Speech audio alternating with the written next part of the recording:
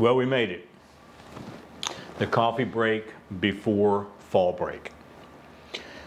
I hope that you are going to spend some time just for you. I plan to spend some time just for me. If you've been living under a rock, you probably don't know. But I will be getting up tomorrow, and at 7 o'clock, my plane leaves for a week in Scotland, where I will hopefully take some pictures, take in some beautiful scenery, eat some interesting food, visit some wonderful places, and literally wear myself out. I hope that that doesn't happen. I hope that I am able to relax. Research tells us that when we go on vacation, and we're going to leave home and go somewhere on vacation, it takes 3 days to finally relax. 3 days. Now, if you plan a 3-day vacation, you're just out of luck. But with the fall break, hopefully, even if your vacation is just spent at home, it will still take you a little time to decompress. And we all need that. I know I need that. I have not been in a good headspace for a few weeks now, and I'm really looking forward to resetting my mind. There is a movement for wellness travel, and I hope that you will take some advice, whatever that's worth. In wellness travel, we are looking at 3 basic things. In wellness travel, we're looking at 3 basic things. One is movement. Do not spend your week sitting on the couch, laying down watching television, but get out, take a walk.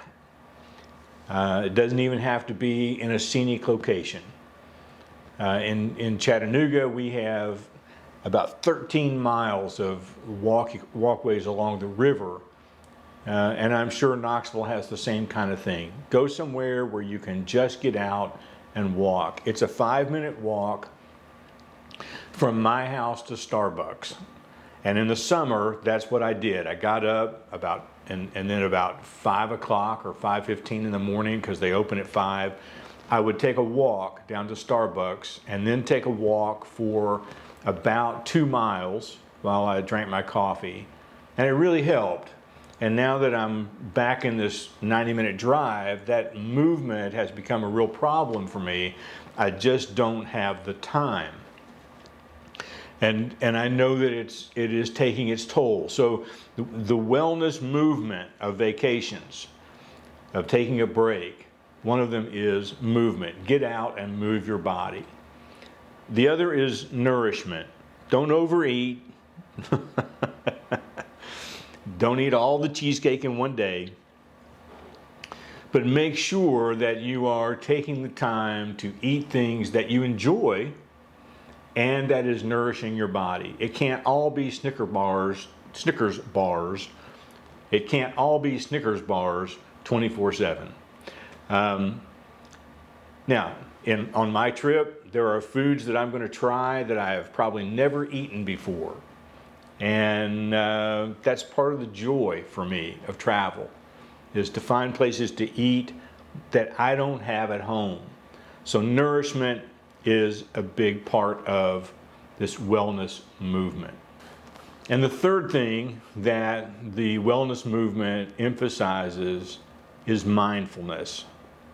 Just taking the time to relax, consider where you are, think about the blessings that you have, think about the good things for a while, and just sort of recenter where your brain is at. That's what I hope to do. That's the biggest part of what I hope to do. I will have plenty of movement out walking trails, taking pictures, walking through miles of city streets, taking pictures, plenty of movement. I will have plenty of nourishment. But if I don't spend the time to be mindful of where my headspace is at, be mindful of where my body is at, be mindful of where my spirit is at, then I'm sort of wasting my time. And so I hope that I can soak those things in over the break. I hope that your fall break turns out to be marvelous. And I hope that you will consider some mindfulness. Now, one of the things that you will have to do is leave work at work.